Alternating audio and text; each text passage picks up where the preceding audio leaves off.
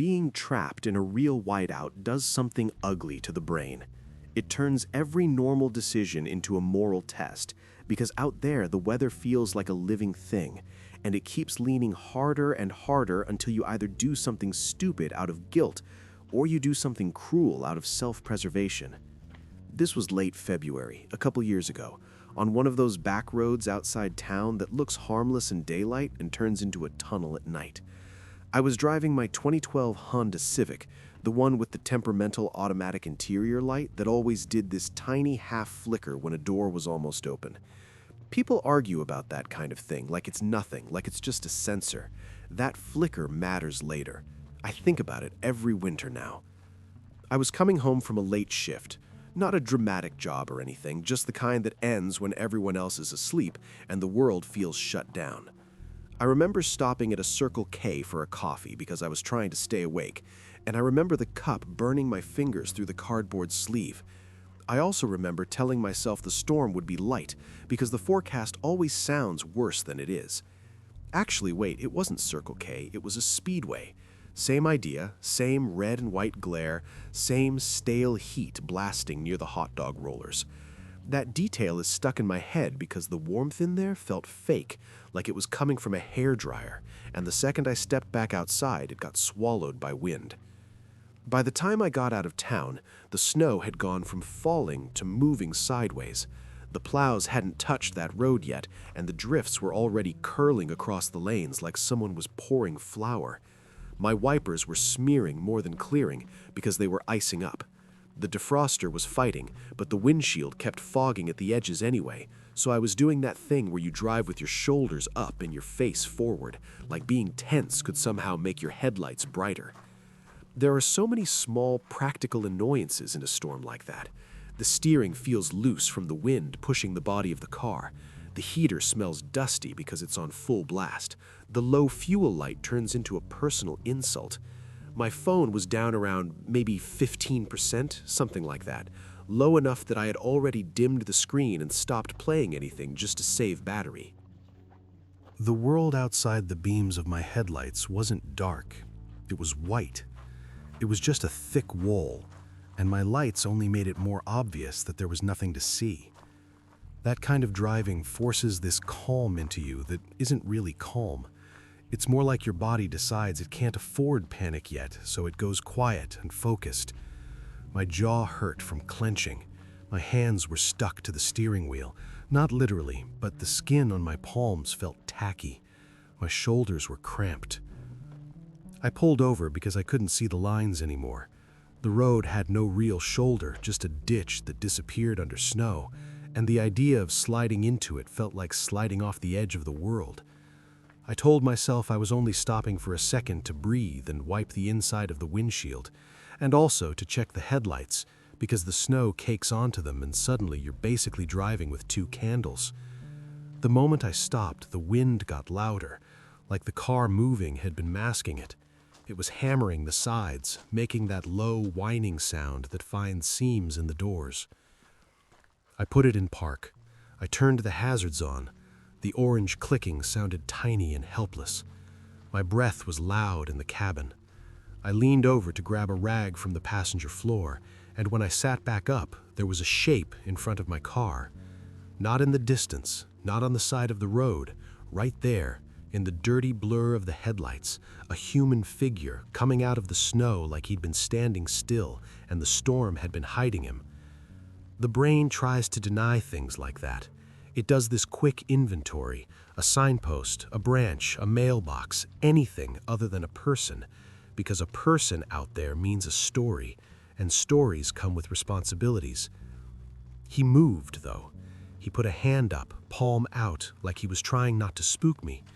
He was hunched, head down against the wind, and he was waving in this slow, careful way, like he knew how it would look.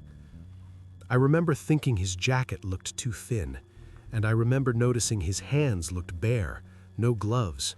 That's one of those details that sticks because it's so wrong in that weather. Skin doesn't stay casual in a storm like that.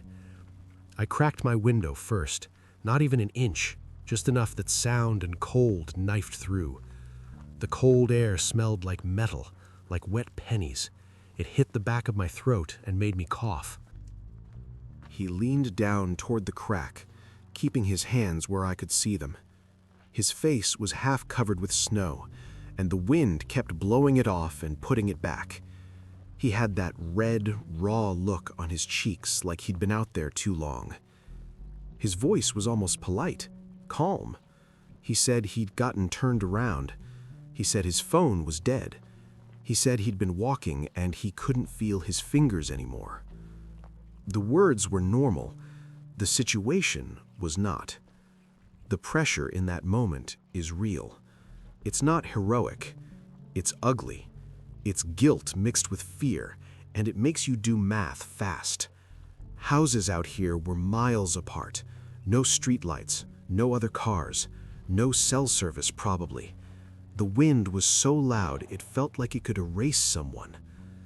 Driving away from a person in a blizzard feels like locking a door in someone's face while they're begging. It sits in the stomach like a stone. It feels like you're choosing what kind of person you are. I kept the doors locked. I told him I'd call for help. I reached for my phone, and the screen lit up my hands and showed one bar that kept blinking like it was thinking about giving up. He nodded like that was fine. Then he took a half step back and looked at my passenger side, and he did it so naturally that my eyes followed his. He said he only needed a minute to warm up. He said it the way someone asks for a cigarette at a bar, like it was inconvenient but reasonable. He said I didn't mind if he just warmed up for a minute, right? He said it like we were both already agreeing. The wind shoved him and he stumbled a little, and for a second he looked genuinely weak, like his legs were doing that tremble thing cold does when you're trying to pretend you're okay. My fingers hesitated on the lock button. I remember the exact sound the locks made when I finally hit unlock, that heavy clunk that feels final. He opened the passenger door and got in fast, like he'd rehearsed the motion. Snow blew in with him, swirling across the dashboard and melting into little dark freckles on the plastic. The dome light came on, that familiar warm bulb, and for half a second his face was fully lit. I don't remember his exact features. That's the truth. I remember the smell more. He smelled not like sweat, not like a person who'd been walking in a storm. He smelled like stale fabric and something sweet, like cheap cologne that had soaked into a hoodie a long time ago. It didn't match the situation. He shut the door, and the cabin went quieter again, like the car had sealed us inside a container. I turned the heat up without thinking. The fan whined louder. The vents blew hot air that took forever to feel warm because the whole car was chilled through. He held his hands out toward the vent, but he didn't shake. He didn't do that uncontrollable shiver people get when they're actually freezing. His shoulders were too steady. His breathing was too even. He started talking like we were acquaintances. He said I lived around here. He said I had a long drive home tonight. He said it like he already knew the answers, like he was just laying down track in front of the conversation. Then he said something about my phone, about whether I had service out there. My throat tightened when he said that, because I had already glanced at my phone. I had already shown him the glow. It felt like he was checking a box. My hands stayed on the steering wheel even though the car was in park. My fingers were stiff, and my thumb kept rubbing the seam in the leather without me noticing. Outside, the storm kept pushing. The headlights were filling up with snow again, the edges of the beams getting fuzzy. He asked, casually, if anyone was expecting me tonight. That question landed in my body like a weight. My stomach dropped in a clean, physical way, like I'd missed the step on stairs. The inside of my mouth went dry so fast my tongue felt too big. I told him my roommate was home. That was a lie. I didn't even have a roommate then. The lie came out because it had to. He nodded, still calm, and he glanced at my rearview mirror. Not at me, not at the road, at the mirror, like he was checking behind us. My eyes did the same thing before I could stop them. The back window was just swirling white. Nothing to see, no taillights, no shapes, just snow. He kept one hand low, near the door pocket, not quite on the handle, close enough that I noticed. The wind rocked the car. The whole Civic gave that slight creak of metal and rubber seals flexing. The hazards kept clicking. I was about to tell him I was going to start driving again, to get us somewhere lit, somewhere with people, and then the interior light flickered. Not fully on, not fully off, just a stutter, a quick nervous blink, like the car thought a door was opening. That flicker is so specific in that model. It's what it does when someone tugs a handle while the car's locked. It's like the car's brain wakes up for a split second and then goes back to sleep. My body went cold in a way the heater couldn't touch. My shoulders pulled up, my elbows locked. My breath stopped halfway in. The driver's side rear door handle moved. I saw it through my side mirror at first, and then my eyes snapped to the actual door frame, like I could see through metal. I watched the handle with my peripheral vision, and it moved again, not like wind shaking it, but like fingers had hooked under it and tested it. Pull, release, pull again, a pattern. The lock made a tiny sound, that little defensive thunk. The dome light flickered again, half a heartbeat. Everything in the car went silent except the fan and the clicking hazards and the wind. The man in the passenger seat stopped talking at the exact same moment. His head tilted just slightly, like he was listening too. Then, in the same calm voice, he said not to worry about that. He said it like someone telling you the check engine light always does that sometimes, like it was nothing, like it was expected. My hands clenched so hard around the steering wheel that my fingers hurt. The skin on my knuckles felt stretched tight. The outside handle pulled again, harder this time. It didn't open, it just tested. The realization arrived all at once, like a flash of nausea. This wasn't one stranded guy who got lucky. This was a situation. This was a setup. The storm wasn't the danger anymore. The storm was the cover. I needed a reason to move that didn't turn into a fight inside a sealed car. My voice came out thin. I said I was going to pull up a little because we were too close to the road. That was stupid because we were already on the road, but it was all I had. I put my foot on the brake. My leg shook, not violently, but enough that I felt it in my calf. I shifted into drive. The moment the transmission engaged, the outside handle pulled again, and this time I saw it more clearly because my headlights shifted and the beam caught the side of the car. Something dark moved near the back door. A shoulder, an arm, not the wind. The driver in the passenger seat didn't look surprised. He didn't jerk his head toward it. He just stared forward, and his hand flattened against the inside of his door like he was bracing. The car started rolling. The tires crunched over snow. The steering felt light, like the road was gone under me. The outside handle yanked one last time as we moved, and then it let go. My lungs dumped air like I'd been holding it underwater. My heartbeat was loud enough that it felt like it was shaking my vision.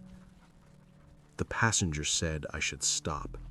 He said it quietly, controlled, like he was keeping his temper in check for my benefit. I didn't answer. I couldn't make my throat work right. My tongue felt stuck to the roof of my mouth. I drove. The whiteout made everything feel unreal, like I was driving inside a blank screen. The only proof the world existed was the rumble strips under the tires when I drifted too close to the edge, and the way the wind hit the car from the side. The passenger kept glancing at the mirrors, over and over, checking, waiting. My phone was in the cup holder, face down. I didn't pick it up. I didn't want him seeing what I was doing. I didn't want to light up the cabin again. My brain kept imagining a second face outside, right up against the glass, using the darkness like a mask. The road eventually fed into a bigger one, and the snow was still bad, but there were tire tracks, and that changed everything. Tracks mean other people exist. Tracks mean you aren't the only thing moving through the world. A few minutes later, lights appeared ahead, smeared and haloed by snow. A gas station. One of those highway ones with harsh LEDs that make everything look like a security camera feed. I pulled in too fast. The tires slid a little, and the anti-lock brakes chattered under my foot. Other cars were there. Not a lot, but enough. A truck by the pump. Someone standing under the awning, hood up, smoking like the cold didn't matter. The moment we stopped under those lights, the man in the passenger seat changed. He went from calm to impatient. He said he wanted out. He said it like I'd done something rude. I didn't argue. My fingers fumbled for the unlock button, and it took 2 tries because my hands weren't listening to me. He opened the door and stepped out, and the wind tried to steal him immediately, whipping snow across his legs. He shut the door and walked away from the station lights, not toward the building, not toward the people, just away into the white. I watched him go until his outline broke apart in the storm and disappeared like he'd been erased. My body didn't understand it. My mind kept waiting for him to circle back, to tap on the window, to smile too close. I sat there with my hands on the wheel, staring straight ahead, and the heater kept blowing like nothing had happened. The hazards kept clicking. My stomach kept flipping like I was about to throw up. I went inside the gas station and told the clerk to call the police because someone had tried to get into my car. My voice sounded wrong in that bright, warm place, like it belonged to someone who'd been crying, even though my face was dry.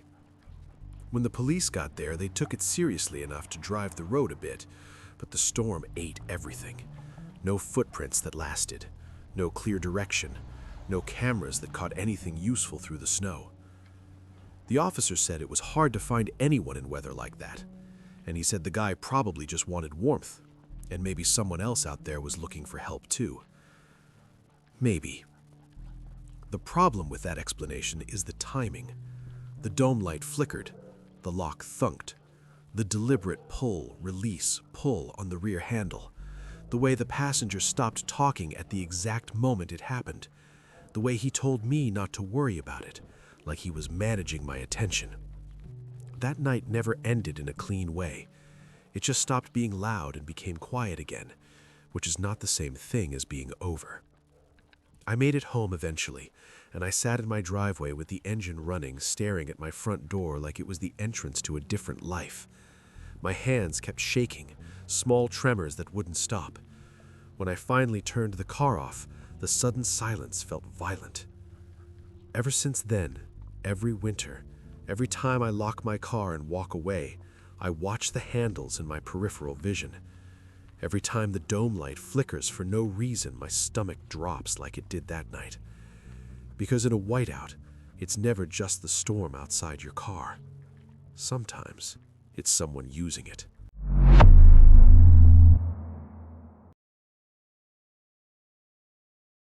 Nothing good ever happens in a building that is completely cut off from the rest of the world.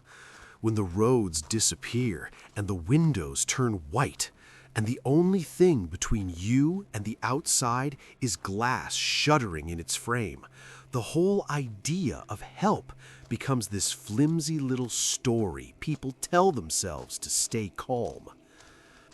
I didn't think a ski lodge rule could actually be life or death until the night the blizzard hit and someone started knocking on room 217 after midnight like they knew I was awake. This was late February, during one of those storms where the roads disappear and the weather app just turns into a bunch of warning icons. The lodge was basically cut off, and half the guests couldn't even leave if they wanted to. The creepy part is I didn't even want to be anywhere near room 217.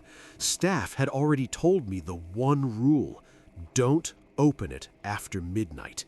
and I still ended up standing there, listening to someone on the other side, saying my name. If this sounds like some made-up haunted hotel thing, trust me, I thought that too. But if you've ever been stuck somewhere during a real storm, you know how fast normal logic breaks down when you can't just get in your car and leave. And the only reason I didn't call the cops immediately is because the phones were acting up, the front desk was short-staffed, and I kept telling myself it was probably just some drunk guest in the wrong hallway, until I looked under the door and saw what was on the carpet. I was there because I'd agreed to cover a night shift at the front desk. Not even a real promotion or anything, just one of those someone called out and you live close favors that turns into a whole situation. Actually, wait, not close. I lived like 20 minutes down the mountain. But that night, 20 minutes stopped being a real distance. The state plows had already turned around, the ski patrol guys were saying visibility was near zero, and the parking lot was turning into a smooth, blank sheet with cars half buried like abandoned toys. The lobby had this specific smell that only happens when wet winter clothes start drying all at once. Wool, cheap hot chocolate powder, boot rubber, and that lemony disinfectant they use on the tile. The TV over the fireplace was stuck in a loop of weather alerts, the same red banner crawling across the screen like it was trying to warn the building itself.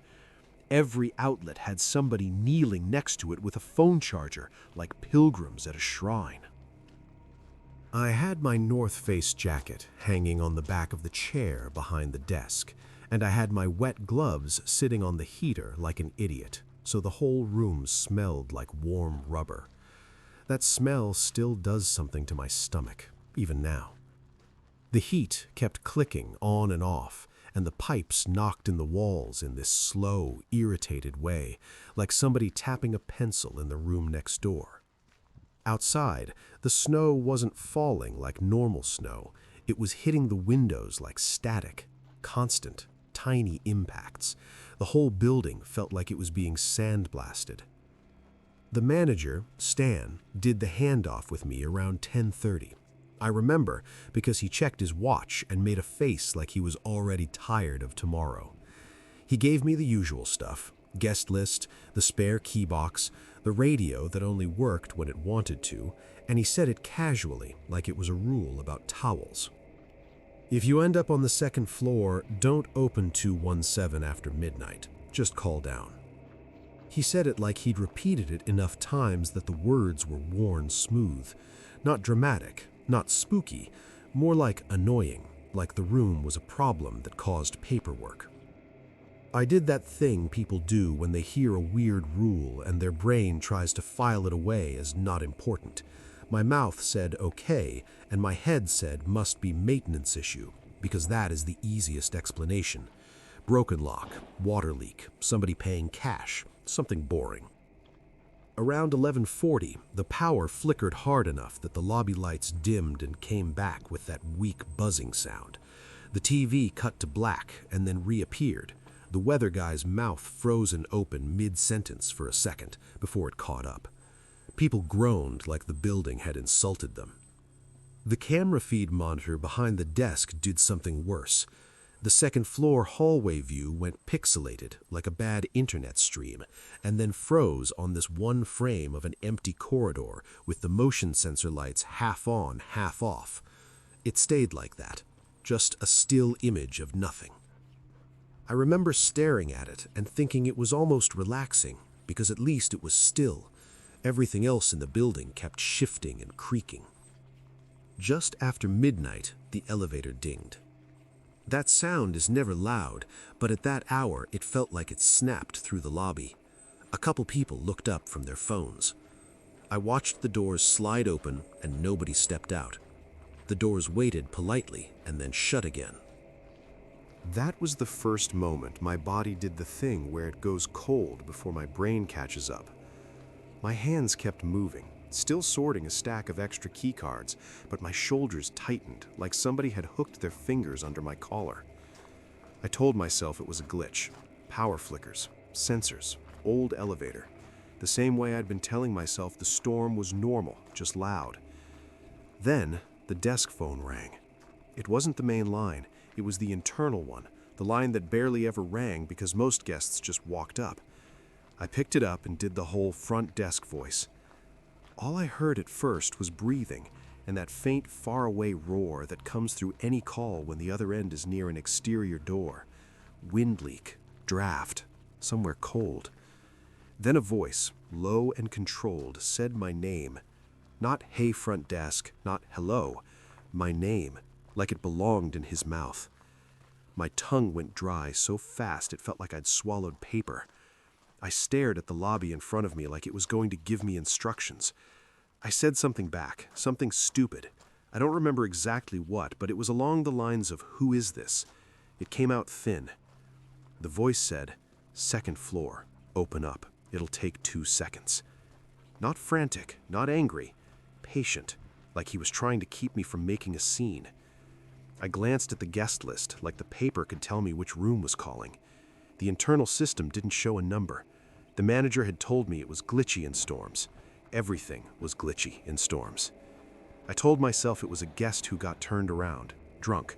People had been drinking by the fire. People get bold and dumb when they're trapped indoors and the outside world feels fake. I said I'd send someone up. My voice tried to sound steady. The voice on the phone cut in immediately. "No," he said. "You come.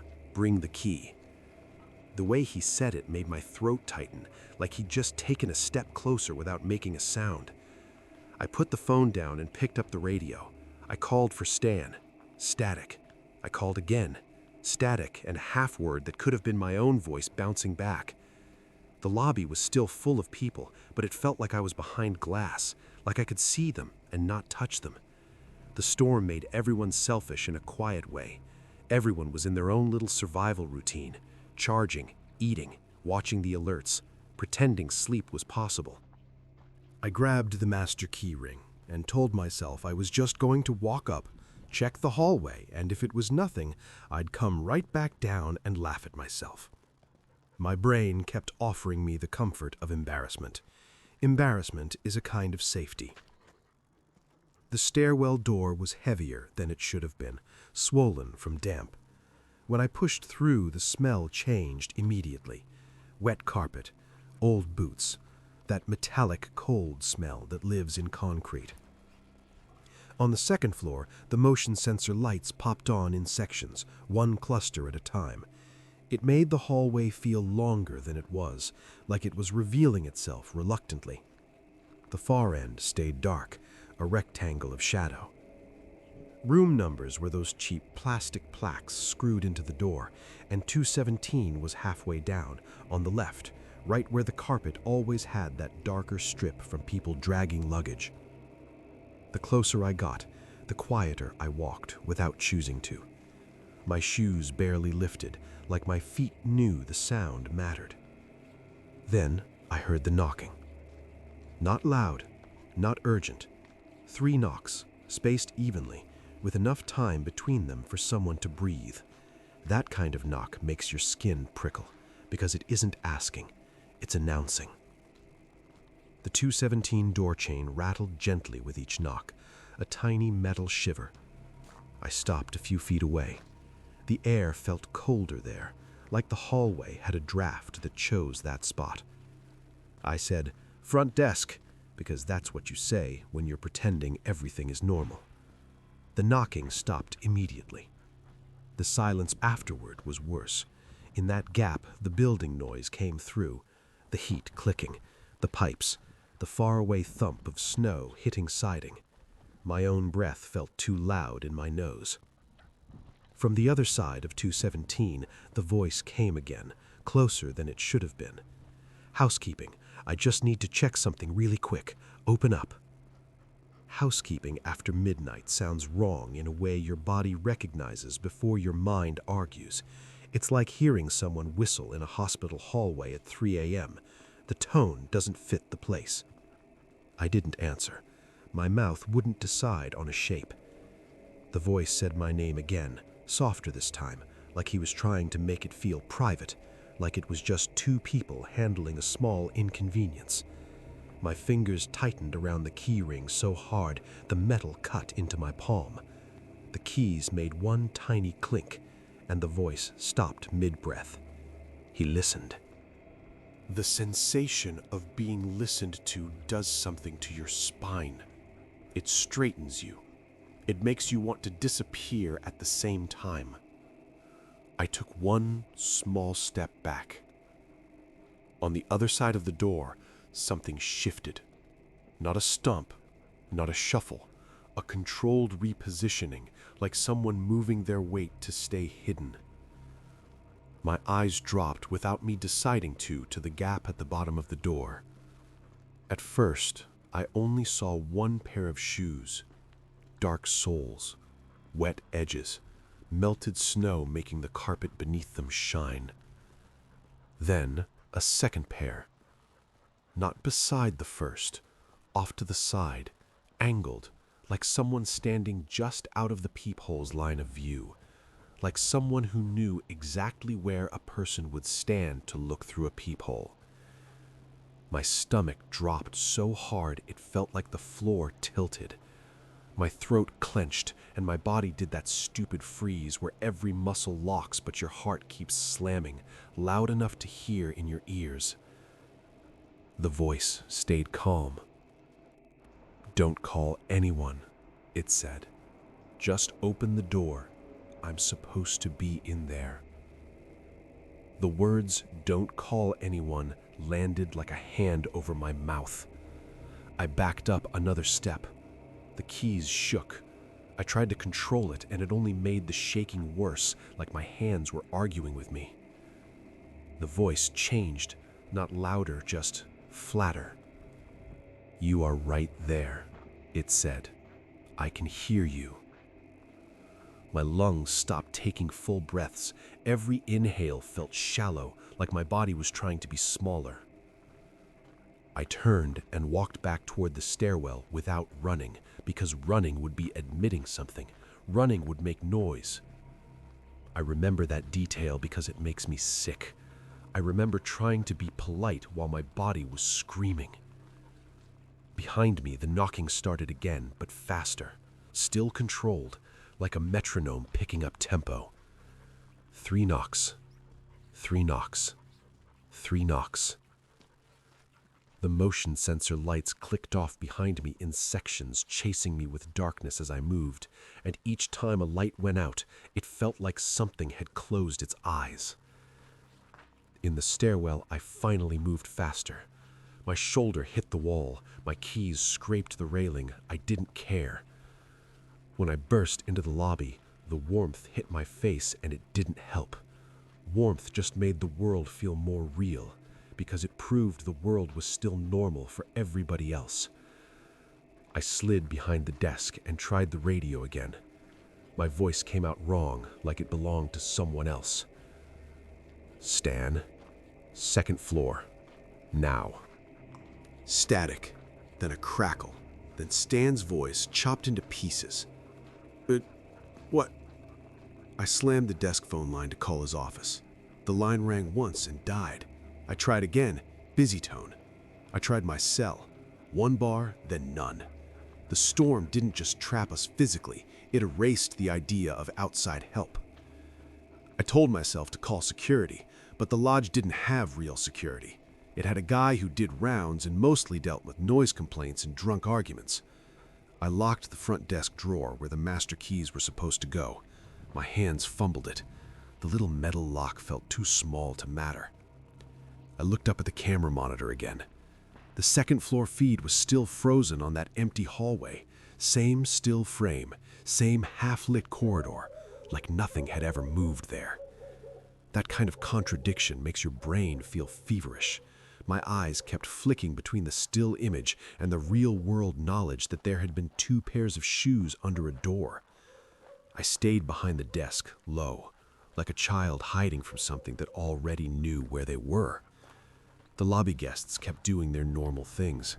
Someone laughed at something on their phone. Someone tore open a bag of chips. The sound of the bag ripping made me flinch so hard my neck hurt. The internal phone rang again. I stared at it. The screen didn't show a room number. It just demanded attention with that cheerful, normal ring. I didn't pick it up. The ringing stopped. A minute later, the elevator dinged again. I watched the doors open. Nobody stepped out. The doors closed. My hands went numb, then hot, pins and needles crawling up my fingers. That adrenaline feeling that makes you... Static, then a crackle, then Stan's voice chopped into pieces. What? I slammed the desk phone line to call his office. The line rang once and died. I tried again, busy tone. I tried my cell. 1 bar, then none. The storm didn't just trap us physically, it erased the idea of outside help. I told myself to call security, but the lodge didn't have real security. It had a guy who did rounds and mostly dealt with noise complaints and drunk arguments. I locked the front desk drawer where the master keys were supposed to go. My hands fumbled it. The little metal lock felt too small to matter. I looked up at the camera monitor again. The second floor feed was still frozen on that empty hallway. Same still frame, same half-lit corridor, like nothing had ever moved there. That kind of contradiction makes your brain feel feverish. My eyes kept flicking between the still image and the real-world knowledge that there had been 2 pairs of shoes under a door. I stayed behind the desk, low, like a child hiding from something that already knew where they were. The lobby guests kept doing their normal things. Someone laughed at something on their phone. Someone tore open a bag of chips. The sound of the bag ripping made me flinch so hard my neck hurt. The internal phone rang again. I stared at it. The screen didn't show a room number. It just demanded attention with that cheerful, normal ring. I didn't pick it up. The ringing stopped. A minute later, the elevator dinged again. I watched the doors open. Nobody stepped out. The doors closed. My hands went numb, then hot, pins and needles crawling up my fingers. That adrenaline feeling that makes you want to vomit and sprint at the same time. I stayed at the desk until I saw Stan coming in from the back hallway, his hair wet like he'd been outside, his face annoyed in that exhausted way people get when they're pulled out of bed. I tried to explain fast, and the words came out tangled. I said 217, and his whole expression changed. Not disbelief, not curiosity. It was worse than that. It was recognition and then immediate shutdown, like he didn't want his face to do anything that would make this real. He didn't ask me what I saw. He didn't ask me what the voice sounded like. He just grabbed the radio and called someone else, low and quick, like he was ordering a cleanup. He told me to stay at the desk. He told me to keep the lobby calm. He told me to act normal. Upstairs, there was movement. I didn't see it, but I heard it in the building. Doors opening and closing, shoes on carpet, the muffled sound of voices that were trying not to carry. The blizzard kept hammering the windows like it had its own agenda. When morning finally showed up, it didn't feel like relief. It felt like the world had just changed lighting. The snow outside was piled up to the lower edge of the lobby windows, and the sky was that flat, dull gray that makes everything look dead and clean at the same time. Stan came back down and said it was handled. He said 217 was empty. He said the lock was fine. He said nobody had any business up there. He said it all in that tone adults use when they want you to match them, when they want you to accept the version of events that keeps everything functioning.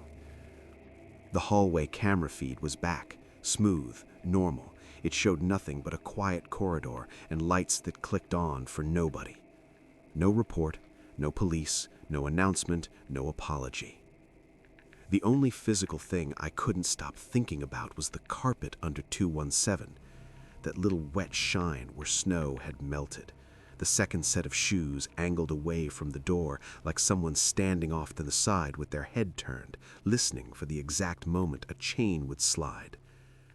I left as soon as the roads opened up enough to be called passable. I didn't even finish the shift schedule. I told them I was done. I didn't negotiate. My hands were still shaking on the steering wheel, and the whole drive down the mountain felt like the world was watching me through white trees.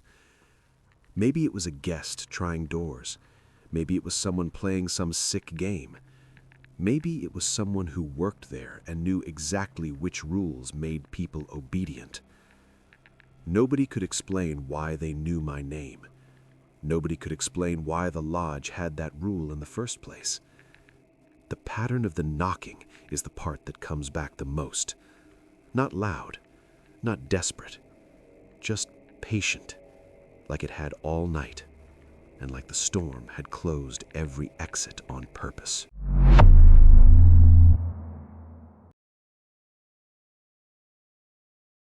Being alone on a winter road teaches your body new sounds. The tires don't just hum, they whisper. The wind doesn't just blow, it pushes like a hand on the side of your truck. Even the darkness feels heavier because snow steals the bounce of noise and leaves you with this sealed, padded silence where every little click becomes a whole event inside your skull. The first thing I heard was my own voice coming through the radio, shaky and out of breath, saying, "Please, someone, my car won't start, and I'm stuck out here." And the problem was, I wasn't recording anything. I was sitting alone in my truck on a frozen back road, listening to it like an idiot. This was late February, a couple winters ago, out in the rural part of my county where the roads run between fields and tree lines, and there are long stretches with no streetlights, no houses, and spotty service that turns your phone into a shiny calculator. I still don't drive that route at night without my doors locked and the radio off, and that sounds dramatic until the memory lands in my throat and makes it hard to swallow. I made one mistake that night that still bothers me, because if I had trusted my gut the second the call came in, I wouldn't have ended up pulled over on the shoulder, staring at fresh tire tracks that didn't make sense.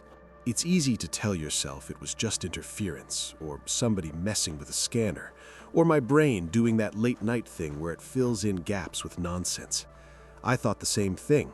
But being alone in bad weather with a radio crackling in your ear turns probably nothing into something is wrong in about one heartbeat. The weird part was that I didn't hear a stranger asking for help first. I heard me asking for help, and then dispatch called my unit like it was happening in real time. So I'm backing up to the exact moment I got sent out there because the order matters, and my brain keeps trying to rearrange it into something that makes sense. I was on call with the volunteer side that week, fire EMS, the small county everybody does a little bit of everything setup. Low staff. Weather had already chewed up most of the crews with fender benders and people sliding into ditches. That night was supposed to be quiet, the kind of quiet where you start thinking you might actually sleep in your own bed. I had the heater blasting and still had cold pooling at my feet like the floorboards were made of ice. The vents were working, technically, but it didn't matter because the cold sits low and waits. I had that gas station coffee in a thermos. Cumberland Farms, I think. Actually, wait, it wasn't Cumberland. It was the Speedway off the highway, the one that always tastes faintly like the inside of a paper cup no matter how much cream you dump in. It was doing the job. It kept my hands busy, kept me awake, kept me feeling normal. Wind was pushing snow across the road in these flat, fast sheets, like the world was being erased and redrawn every few seconds. The plows had come through earlier, but the surface had that glazed look, half-plowed, refreezing, the kind of shine that makes your shoulders climb up toward your ears without you telling them to. That stretch of road was a known dead zone. Everybody on nights knew it. Phones dropped. Sometimes the handhelds got weird. You learned to rely on your truck radio and your own eyes, and you kept your speed honest because the ditch out there wasn't soft. Dispatch came over with a distress call. Not the normal motorist slid off tone. It was flagged urgent, the way they do when they're trying to keep it calm, but their voice tightens anyway. They gave a vague location, near the bend, by the mile marker, that kind of language That sounds fine until you realize how many bends and mile markers exist on a road like that. Then the audio played. My voice. Not similar, not kind of, my voice, with the same breath pattern I get when I'm talking fast and trying to be polite at the same time, saying, "Please, someone, my car won't start and I'm stuck out here."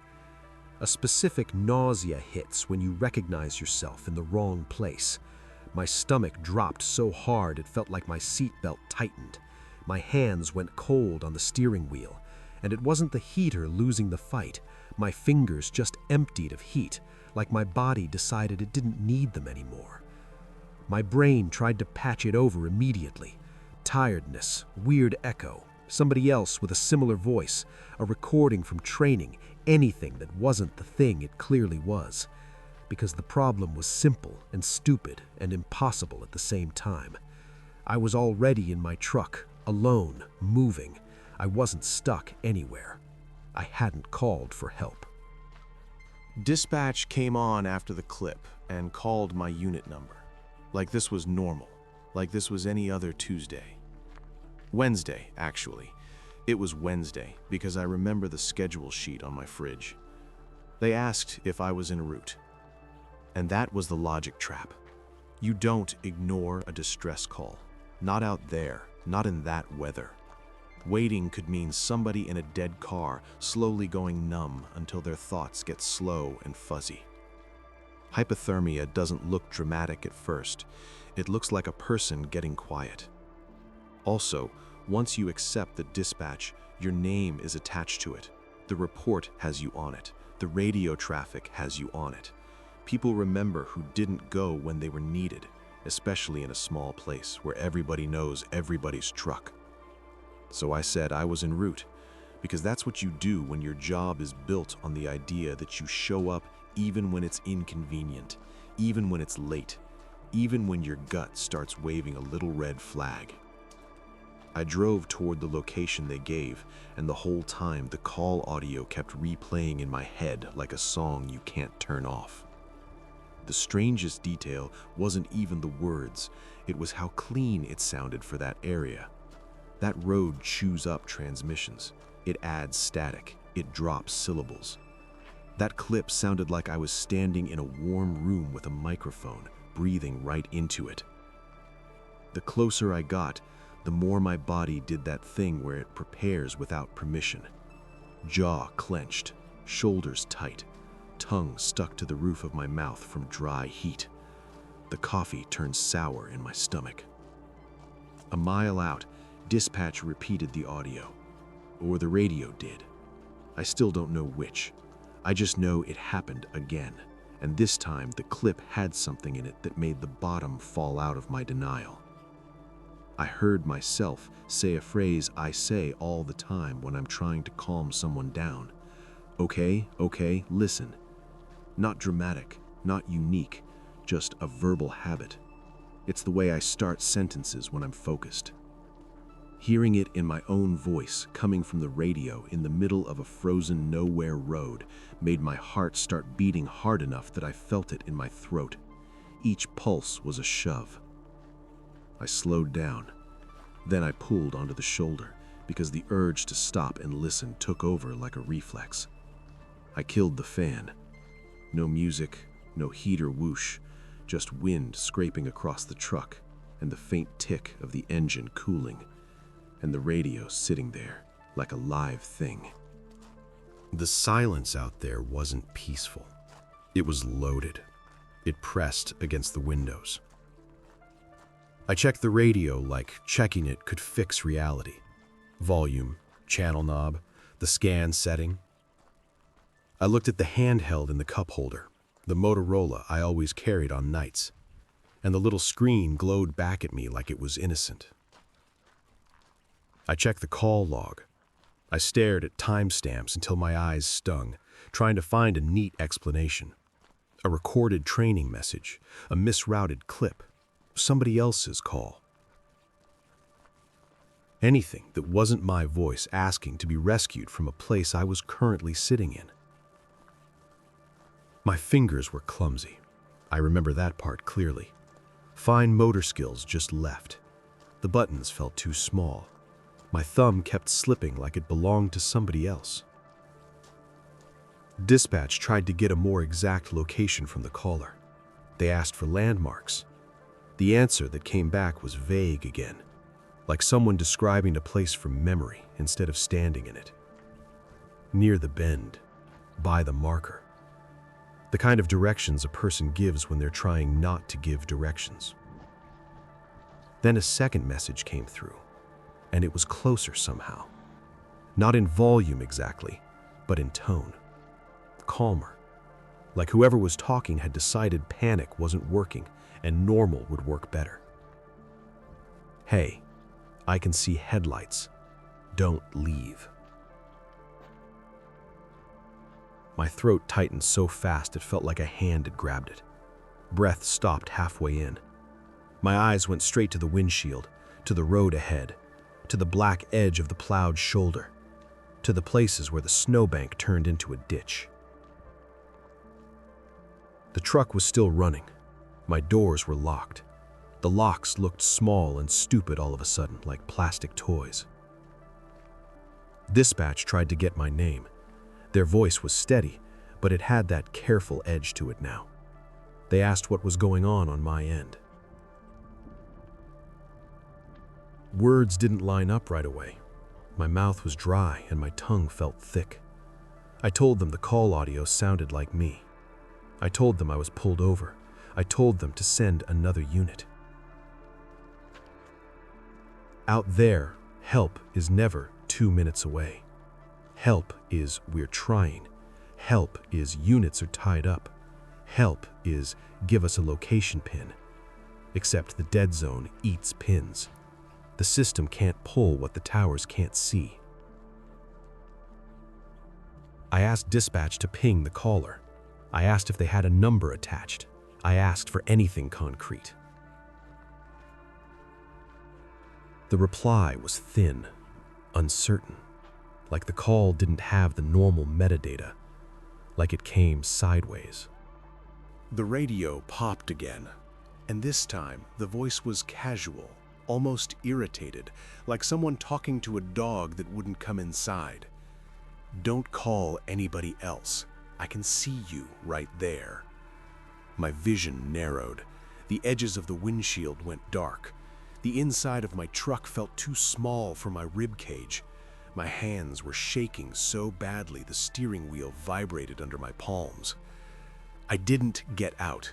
That part is important. There was no brave step into the snow, no flashlight being cutting through the night, no heroic scan of the ditch. Survival doesn't look like movies. Survival looks like sitting perfectly still behind glass, trying to breathe quietly, trying not to make yourself a more interesting target. I leaned forward and stared hard down the road, forcing my eyes to adjust, forcing my brain to pick shapes out of darkness. Headlights existed only as my own reflection on the wet shine of the road. No other beams, no hazards blinking, no silhouette of a stranded car, just the wind moving snow like smoke. Then I saw the tracks. Fresh tire tracks cut off the main road and angled toward the right, into the snowbank. Except there wasn't a driveway there, no farm lane, no gate, just a packed wall of plowed snow and a ditch beyond it. The tracks didn't continue. They didn't curve back. They just ended.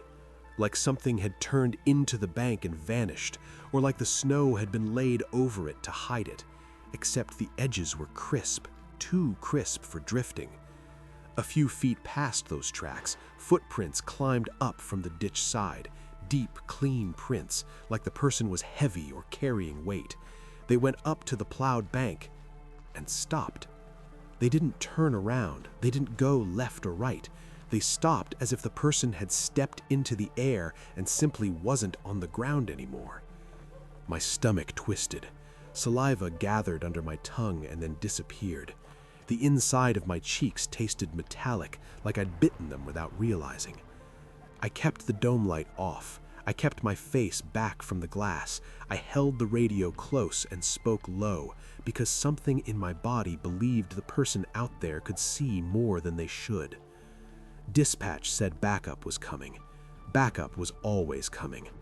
The radio crackled, and for a second, just a second, I thought I heard breathing that didn't belong to any transmission, like someone too close to a microphone, like lips near plastic. I looked in my side mirror, and the reflection showed nothing but the smeared gray of snow and the faint outline of my own rear lights. Then, farther back, a shape that could have been a car at the edge of the road. My eyes locked on it. I blinked, and the shape wasn't there anymore.